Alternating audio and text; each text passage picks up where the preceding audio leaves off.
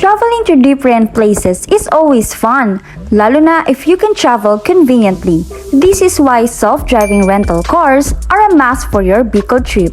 It is so convenient that if you're too lazy to drive, they will provide for you. Of course, with an affordable price. Say hi to Sir Jake, he's always with us. Isa na siyang ganap na rabasero. Join me and visit the famous Tangken Nature Spring in Huban. Tara mga karabas! Mula Legazpi hanggang Huban ay aabot ito ng 87 kilometers. Pagdating nyo ng Sitio Marios, Barangay Bacolod ay may kailangan pa kayong lakarin papasok bago maabot ang base nito.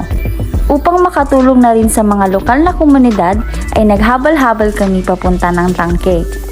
50 pesos per head nga ito mga karabas, at kung lalakarin ay for sure ngarak ka na pagdating ng Tangke dahil aabot din ito ng 2.5 kilometers.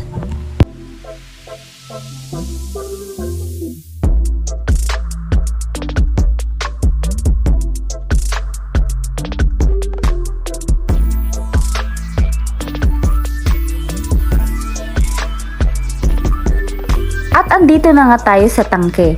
Meron itong 25 pesos entrance fee at 200 pesos naman para sa cottage. Excited na ako maligo dahil sobrang init ng panahon ngayon sa Sorsogon.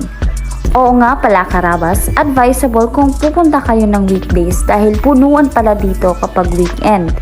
Pagdating pa lang namin ay binungad na kami agad ng napakadaming tao, samantalang alas 10 pa lamang nito. Pero buti na lang nagkaroon pa kami ng chance na makuhanan ito ng onti pa lang ang naliligo. Tignan nyo naman kung gaano kalinaw at kalinis ng tubig.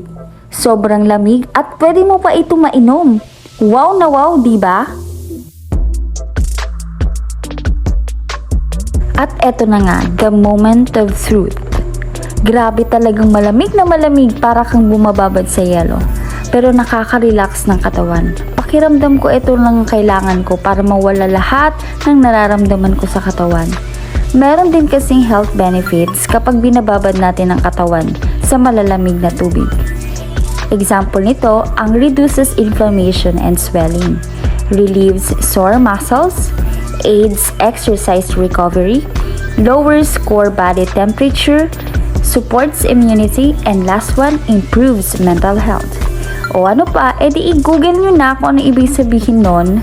Isang paalala lamang mga karabas na ating ingatan ang kalikasan. Huwag magtatapon ng basura at huwag rin sirain ang binigay sa atin para sa mga susunod na henerasyon ay makikita at may experience nila ang ganda ng Sorsogon.